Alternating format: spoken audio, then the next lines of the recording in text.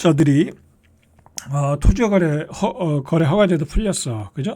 그러면 이제 하나씩 사서 들어오는 거죠. 그죠? 하나씩 사고 들어오는데 이게 연간 한 13조 정도 나간다 그래요. 13조 정도. 자, 이렇게 대출 시장을 풀어줬다라는 거예요. 자, 그 중에서 13조 중에서 한 10조 1,800억 정도는 주택 구입 자금으로 들어갔고 3조 1,277억 원 정도는 전세 자금 대출로 들어갔더라라는 거죠. 자, 그래서 2월에 거래량이 4천 건을 돌파할 거라는 거. 아직 통계가 안 됐으니까, 완성이 안 됐으니까 이게 4천 건이 6개월 만에 최고다. 자, 그러면 이제 우리가 대충 시나리오를 생각해야 돼. 그러면 이제 이번 달 한 중순 정도 되면 통계가 나오겠죠. 그러면서 또 시장이 들썩들썩 거린다는 얘기가 나올 거예요. 그죠? 자, 이거 시장이 또 뜨거워지기 시작했어요. 그죠? 이게 또 이게 단핵 이 결과가 나오고 이제 대선 전국으로 갈 텐데, 자, 그러면 또 이제 정부가 대출을 막겠죠. 그죠? 막을 거예요. 그죠? 막을 수밖에 없어요. 돈이 너무 많이 풀렸고, 사실 이렇게 풀린 돈들이 다 우리가 대출 받아서 사는 거잖아요. 그리고 대출 받으면 우리가 소비할 돈이 없어요. 경제는 더 죽거든요. 아마 그러면 정부에서 또 주택 대출 시장을 또 막을 가능성이 많아요. 자, 그러니까 어떻게 보면 사실 분들은 빨리 사는 게 나아요. 그죠? 사실 분들은. 왜냐면 나중에 대출이 막힐 수 있으니까.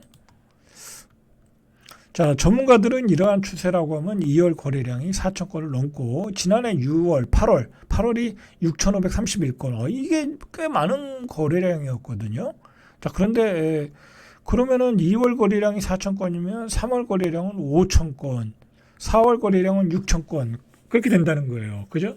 특히 이게 비강남권에서 거래량이 늘고 있다는 게 문제예요. 저도 이거 보고 사실 놀랐어요. 뭐 토지 거래가제가 풀려서 강남이나 송파 쪽에서 거래량이 늘었겠구나 했는데 종로나 강북, 강동, 양천구, 목동이죠. 그죠? 이런 지역들. 목동 같은 데가 이제 좋은 지역이잖아요. 그런 지역이 토지 거래가 안 풀렸어도 과감히 사러 들어가는 거야. 그죠? 자, 2월 계약 물량이 이미 1월 계약 물량을 넘어섰다라는 거죠. 자, 지역을 보니까 종로구가 전달보다 130% 증가했고요. 강북구도 전달보다 114%, 전달에 50건, 이번 달에 57건 신고된 게, 강동구가 103%, 한 3% 증가했다는 거죠. 그러니까 3%, 189건, 전달에 184건, 그죠? 이렇게 증가하고 있더라라는 거죠. 자, 양천구도 1월에 114건, 지난달에 115건, 한 건 더 증가했죠. 그죠? 자, 성동구와 금천구, 뭐 이런 지역도 현재까지 2월 거래량의 전월의 90%, 이런 데도 이제 100% 넘겠죠. 자, 은평구 88%, 노원구 87%, 도봉구 83%. 자, 2월 거래 신고 물량도 1월에 80% 이상이다라는 거죠. 이제 예측은 더 나오겠죠. 결과는 더 나오겠죠. 자, 그러나 강남구 같은 데는 오히려 줄었어요. 강남구가 지난달 거래량이 153건, 전월에 190건, 그 다음에 송파구가 148건, 서초가 80건. 거래가 오히려 줄었어요. 왜 그래? 이 송파구 같은 데 왜 줄었겠어요? 가격이 급등하니까 오히려 줄었어요. 그죠? 가격이 급등하니까 사람들이 사지 못하는 거야. 가격은 올라가는데 거래량은 줄어들고 있어. 그 얘기는 뭐예요? 부담스럽다는 거죠. 가격이 27억 하던 거를 32억에 사라고 하니까 사겠습니까? 안 사는 거예요. 그죠? 안 사는 거예요. 그 얘기는 뭐예요? 거래가 이제 안 된다는 거예요. 그죠? 가격이 올라가는데 거래가 안 되면 어떻게 되겠어요? 그게 상투를 잡을 수 있는 거죠. 그죠? 그러니까 조심하셔야 돼. 뭐 토지 거래가 풀렸으니까 뭐 계속 올라가겠지. 그거 아니에요. 그렇게 안 돼. 그리고 제가 서론에서 얘기했듯이 그 구매 능력에 집값은 달려 있어요. 그 구매 능력이라는 게 뭐예요? 자기가 가진 돈, 자기 자산 팔아서 가진 돈, 그다음에 대출 능력이잖아요. 그죠?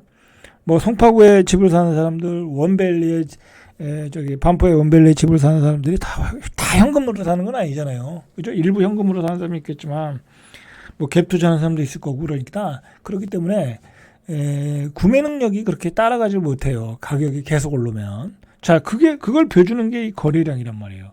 이 송파구, 강남구가 오히려 거래가 줄었다는 얘기는, 여기가 가격 상승에 한계가 있을 수 있구나. 그렇게 파악을 하셔야 되는 거죠. 그죠? 그렇게 보셔야 돼.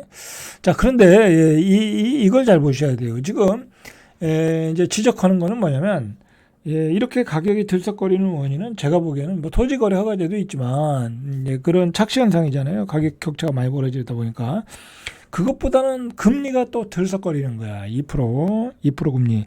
그런데다가 제가 지난번도 얘기했지만 가장 무시무시한 시나리오가 뭐냐, 그죠? 서울 집값의 어떤 폭등의 시나리오가 뭐냐?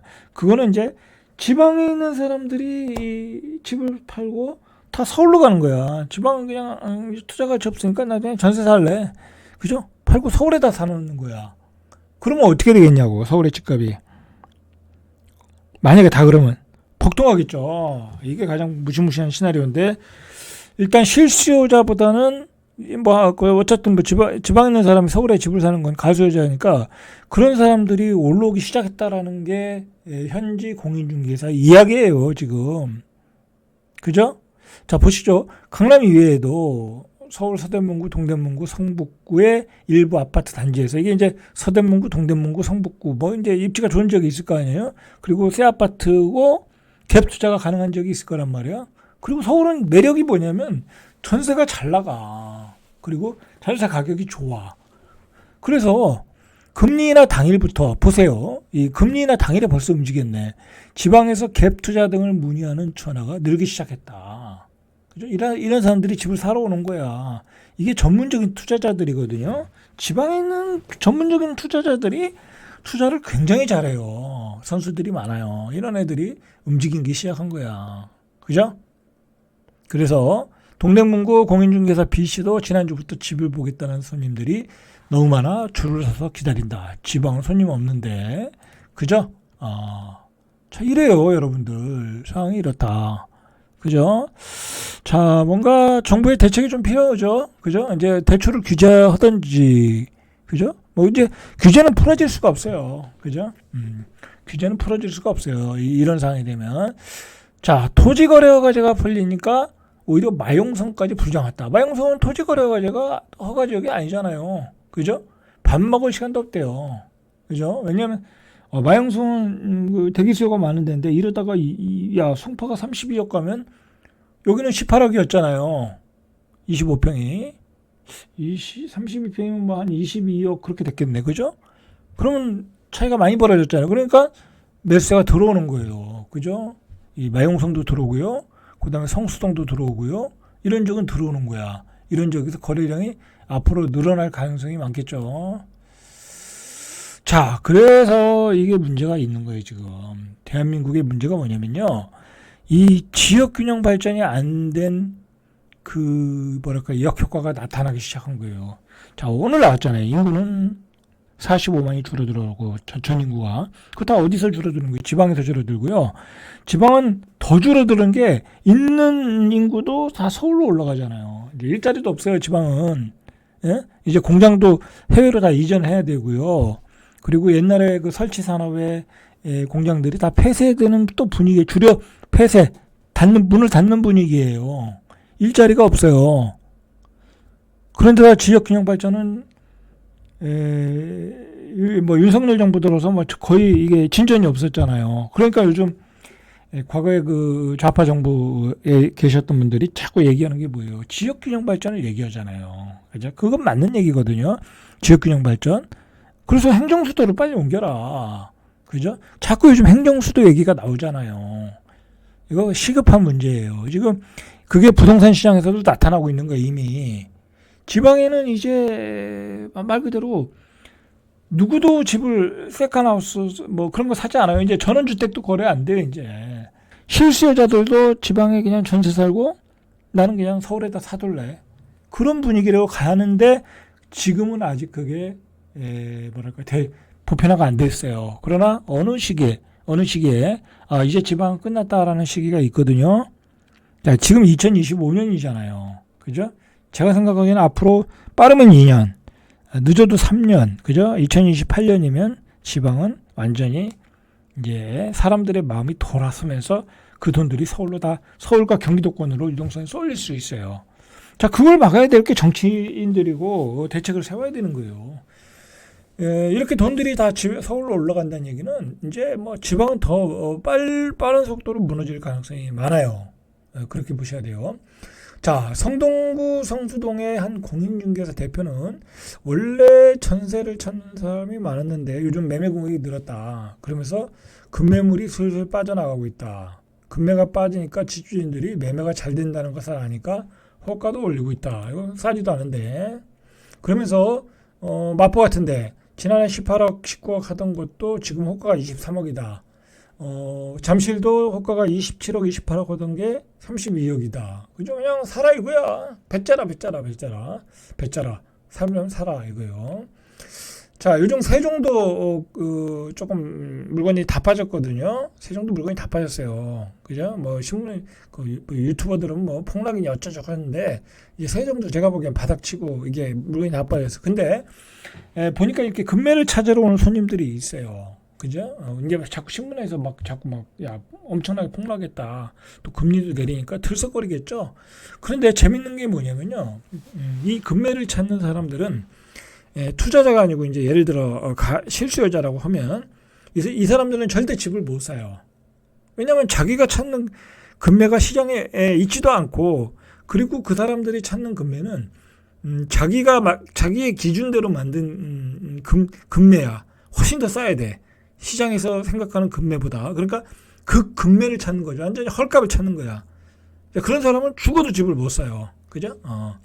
자신이 찾는 금매는 더더욱 없어요. 그죠? 제가 이제 경험을 해보니까 그래요. 자, 어쨌든 중요한 거는 시장은 조금 움직이는 것 같다.